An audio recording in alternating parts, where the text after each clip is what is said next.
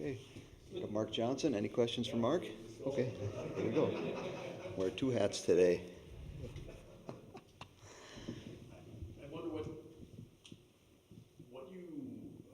you saw different from your team possession-wise between Friday and Saturday. It seemed like there was maybe more emphasis there on having the puck and keeping it and not giving it away in some spaces. The big thing between Friday and Saturday's game was what was our consistent work habits. Friday there was some inconsistency, especially in the third period.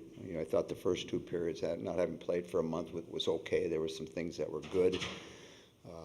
We knew we were going into a little bit of a hornet's nest. Duluth coming off a couple losses, playing at home, understanding what they're up against, and so. They connected. They played together really well. Obviously, their goaltenders were well. But after, Friday's game, my big message Saturday morning to the group was, our work habits have to be better. So the third period Friday, they outworked us. They won a bunch of 50-50 battles. They had puck possession. They created opportunities. We almost snuck away in overtime where we played pretty well. But the big thing for me was going to be the effort. And it had to be consistent throughout everybody. And it had to start with the first shift. And by doing that, they showcased themselves. If they work hard, then good things are going to happen. You may not win the game, but that's the starting point, the foundation that you have to build off. So I was happy with the effort that we had Saturday, and they earned a nice victory and put in our minds, in their minds, okay, this is what we need to do if we're going to be successful. I don't care who you're playing or where you're playing.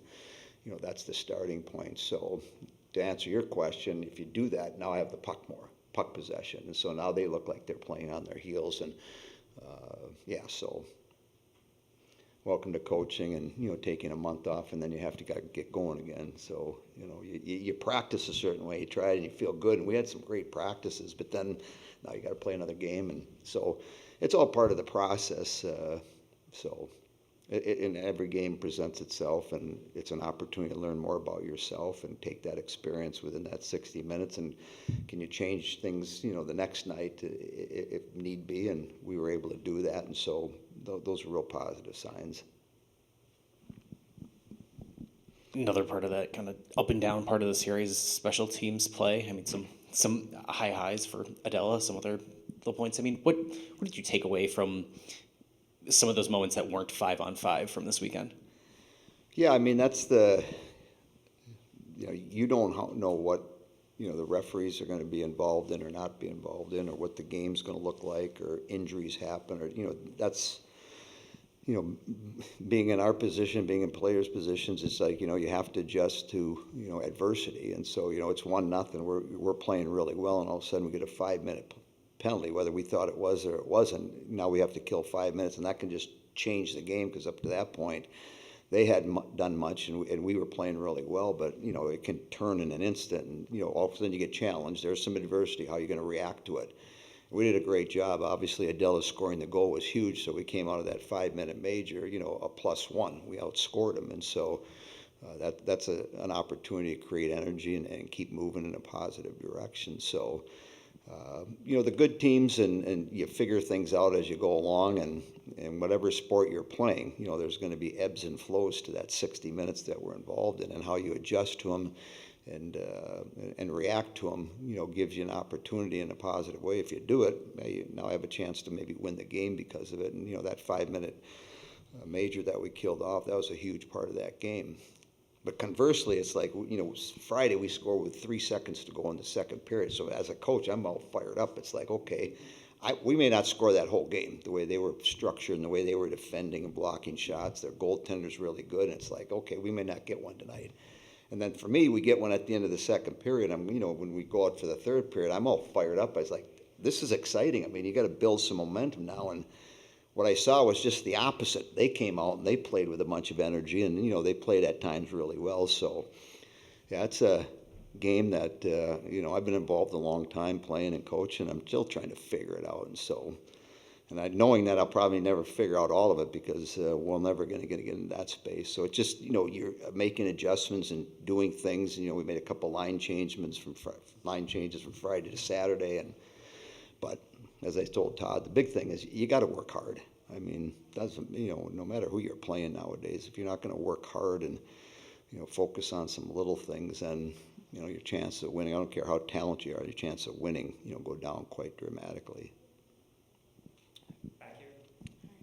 Coach, what can you say about the moments that you guys had and how it speaks to the level of, growth or maybe, focus that you guys have right now? Well, again, Saturdays, there was a lot of positive things that you can take away from that game. Our power play over the weekend, we only had one Friday night, but the power plays we had, Saturday, we scored on timely ones. Sims scores to make it, 4-1 instead of 3-1, and, never, things can happen. But overall, again, you're moving forward. Take a lot of positive things out of Saturday's games. Now back on the road again this weekend, and can we continue to do those things and keep your foot on the gas pedal, moving in a positive direction? Kids with a smile on their face. We still don't have school, so there's a lot of excitement around that phase. But at some point next week, we start school again, and but we're in a good position. We got 4 more games with everybody, and try to make the most out of those 4 opportunities, and turn the page and start reading the next chapter, and get ready for that next phase in our season. Coach, just to follow up, with those games left, what has been the character of this team so far this season for you, and how you've seen everybody, identify and play like? Well, I think the first half, our last couple games in Ohio, there's a lot of good development, within our team and within our structure, a lot of excitement on the bench. Obviously, when you win a couple games like that, you can build on it. And so this past weekend is, trying to get back to that space. And I think Saturday's game really helped us out. And, practices have been good. And so now can we go out, in that 60 minutes up in St. Thomas and, Friday afternoon and execute, the things that we're able to do. And so it's just, you try to build momentum. We're trying to try to do that for the next 4 games here, and then regroup, reorganize, and get ready for the next 8. Mark, back to your right. Hi. Gotcha. This is kind of a big picture question, but if someone asked you to describe Caroline Harvey and what makes her unique, where do you start?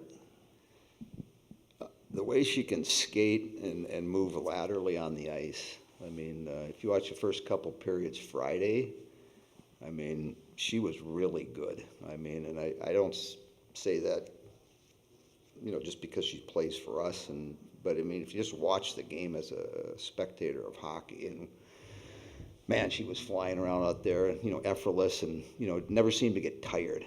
But her skating, her ability to jump into plays, and then her lateral movement from side to side, and I've seen a lot of good players on the women's side, but I've not seen players or a player do what she's capable of doing with her feet.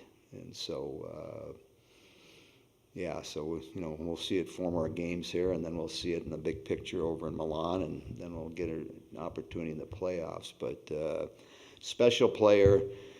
And, people always say, well, how'd she get so good? Well, just come to practice and watch what she does before practice, how she practices, and what she does after practice. And it's not like, okay, I've done this for 2 or 3 weeks, I'm a real good player, and then I'm just going to, okay. Nope, I mean, she's been here almost 4 years now, and still continues to do that. And just, she's a professional, plays every shift hard, plays every drill and practice hard, takes care of herself off the ice, on the ice, and she's a true professional. And if I'm a young player and I'm coming into our locker room and I'm watching her go about her business, boy, that's got a big impact on our younger players coming in, because they look at her, obviously they respect her, but to watch her go about her business and say, well, yeah, that's why she's going. Maybe I should be doing some of that stuff too, and people can follow along. So. But to answer your question, I mean, her skating is phenomenal.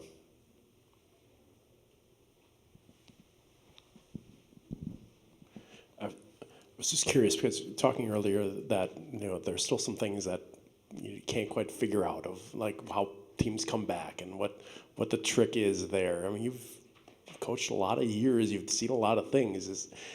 Is exciting for you to still try and figure those things out, or is that a little bit infuriating that it hasn't, that things change and that there's, some things that just maybe don't have answers and that you're always going to be chasing for? Yeah. No, it's good. To me, it's like two sides of a coin where those are the things I think from my standpoint that excite me coming to the rink, and going to practice and working on and try to get these kids and get them to understand how to play the game the right way. The other side of the coin is, when we're making mistakes or, an individual player's not doing what I think she's capable of doing, then I get mad at myself. I'm not coaching well enough. I'm not doing enough for her to get her to where she needs to be. So, I put the blame on myself a lot of the time, if we end up losing or we have a bad shift or somebody makes a mistake, because it's like, we got to teach them better. We got to get them to understand better, but what can we do to do that? So my approach is that all the time. If the power play is not working, okay, how do we fix it? What do we need to do to get somebody in position to maybe create a scoring opportunity? So Friday night after the game, I'm figuring out like, okay, what do we need to do as a coaching staff to, the next time we get in that, we have a couple of weeks off, and, how can we get our practices more in tune to what the game's going to look like? And not saying we didn't do a decent job, but you're always looking for, that rabbit down in the bottom there and trying to make adjustments. But I think the big thing to answer is, that's what excites me still, coming to the rink and figuring things out. And sometimes, there may not be an answer to some of the questions you have, but, that's okay. We still try to figure it out.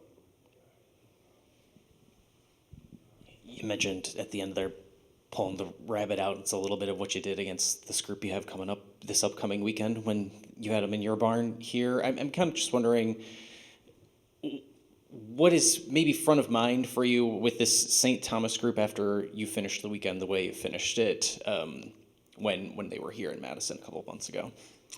Yeah, I think, it's a message, to everybody, that, if you're going to win games, there's things that you have to do, and, some of those things we can control and other things that, we don't have control. So, Friday, if you tell me their goalie's going to make 57 saves and we're not going to have a power play, and, score's probably going to be 2-1 or 1-1 going into a shootout or overtime. So, the theme and the message early part of this week is, what can we control? What can we do to come out Friday afternoon and build off what we did last Saturday night? And if we're able to do that and we play well, we'll get chances. We'll get opportunities. And hopefully, we get a spoonful of them or a blender full of them, in the first period, and a couple go in and gain momentum by doing that. And so, this time of the year, you're fine-tuning things. Obviously, we're going to have a hiccup in a couple weeks because, we're going to have to make some adjustments. But, you stay focused on the next one. Friday, 2 o'clock, St. Thomas, they'll be excited. They had Minnesota close a couple weeks ago. And, most of the games nowadays, are generally, close. You'll every once in a while get a game that'll throw you off. But the big thing is what can we do and what can we control? So that's the focus this week in doing that, and get ourselves ready to play, the way we're capable of playing. All right, thanks, Coach. Thank you.